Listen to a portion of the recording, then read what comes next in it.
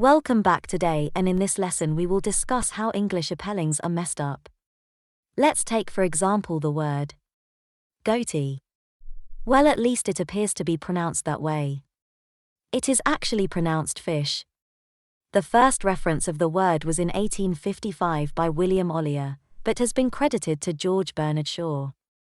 The reason for the pronunciation of this word, fish, is because of the spelling of each grouping of letters. GH, as in cough. O, as in women. T, as in election. As you can tell if you use the silent way to look at the pronunciation of words, then this would hold true with the previous example.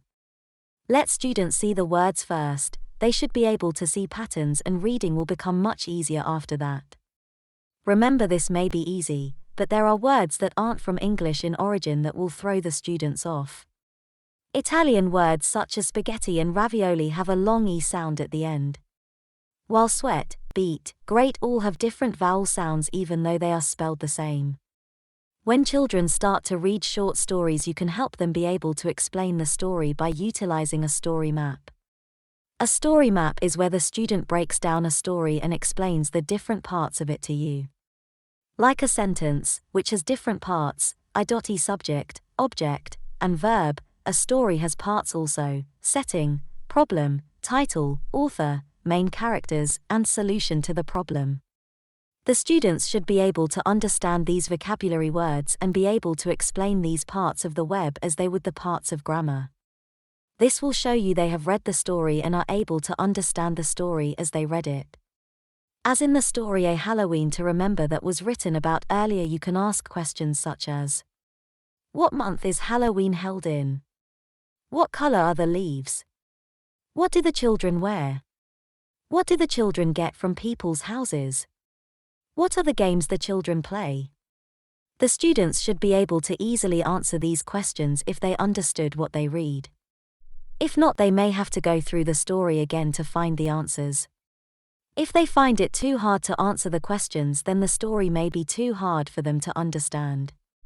When you are teaching reading, you should also give a vocabulary list of the words they are going to read in advance.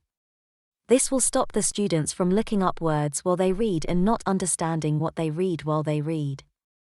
Some students will translate the words and not reread the story, and when you ask them what they read, they will not be able to tell you anything because they did not read one section.